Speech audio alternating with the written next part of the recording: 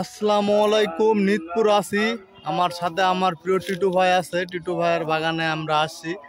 তো দেখেন কি পরিমাণ আম ধরছে এই গাছটাতে, ন্যাংরা আম।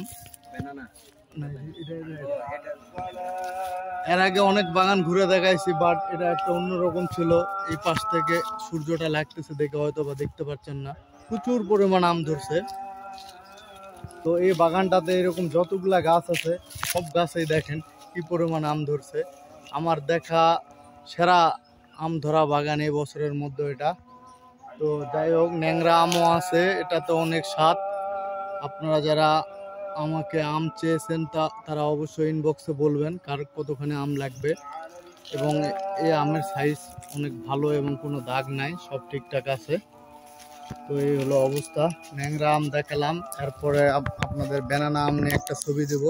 ততক্ষণ পর্যন্ত আমার ভিডিওটি লাইক, কমেন্ট এবং শেয়ার দেন।